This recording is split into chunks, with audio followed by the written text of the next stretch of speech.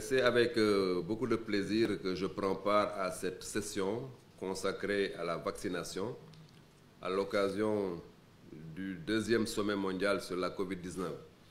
La vaccination apparaît à ce jour comme le moyen le plus sûr et le plus efficace pour lutter contre cette pandémie, pour réduire au maximum la chaîne de transmission du virus et pour éviter l'apparition des cas graves.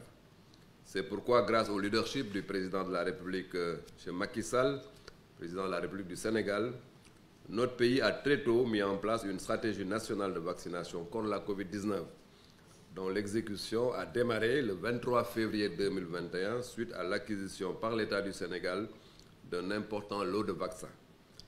Dans ce cadre, des approches multiples et diversifiées ont été mises en œuvre dans les 14 régions du pays et dans les 79 districts sanitaires du pays, afin d'atteindre la population cible constituée de personnes de plus de 18 ans. Grâce à des fonds propres, mais aussi en appui des partenaires techniques et financiers, notre pays a obtenu différents antigènes. Nous avons reçu les vaccins Sinopharm, AstraZeneca, Johnson & Johnson, Pfizer et Moderna. Actuellement, nous avons une très bonne disponibilité de doses de vaccins, pouvant vacciner jusqu'en juillet 2022 au moins. Je voudrais remercier les partenaires de l'initiative COVAX qui facilitent grandement l'accès aux vaccins contre la Covid-19.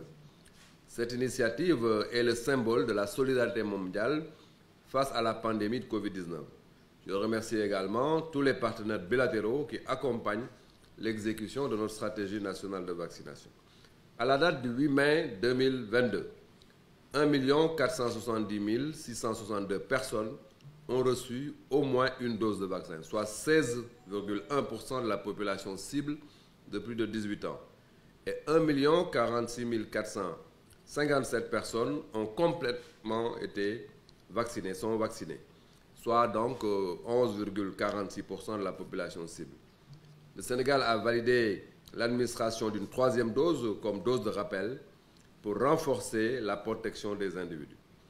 En outre, avec le soutien de Tony Blair Institute, nos services délivrent le certificat électronique de vaccination sûr comportant un code QR. Je crois qu'à ce niveau-là aussi, nous sommes effectivement donc vraiment dans les standards mondiaux en la matière. Malgré tous les efforts déployés, ces taux de couverture vaccinale restent encore faibles à cause de la forte régression de la pandémie, moins de 5 cas par jour, mais aussi de la désinformation menée par des mouvements anti-vaccins. Face à cette situation, notre pays vient d'adopter récemment une nouvelle stratégie d'accélération de la vaccination. Je crois que c'est à ce niveau-là que ça se joue maintenant. Nous avons adopté cette nouvelle stratégie d'accélération de la vaccination.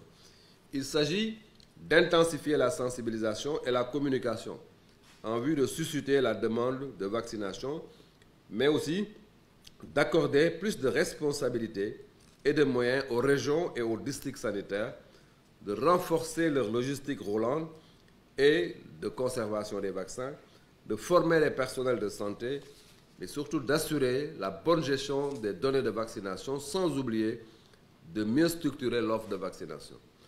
L'objectif est de susciter un nouveau engagement des populations. Il faut que l'engouement des populations soit, bien entendu, recherché à niveau par le biais de mécanismes communautaires. De répondre efficacement à cette demande et de limiter considérablement les péremptions de doses. Parce qu'effectivement, à ce niveau-là aussi, il y a bien entendu lieu de noter que nous sommes face quand même à une situation de péremption permanente des doses. Cette stratégie s'oriente davantage vers la protection des personnes âgées, mais aussi des personnes porteuses de morbidité ou de handicap. À cet effet, des actions de proximité seront menées avec l'implication très forte des acteurs communautaires, des associations de malades, des leaders communautaires, entre autres. Ces actions demandent des moyens humains, des moyens matériels, des moyens financiers assez importants. Déjà, l'État du Sénégal a engagé un important projet de production de vaccins contre la Covid-19 avec l'Institut Pasteur de Dakar.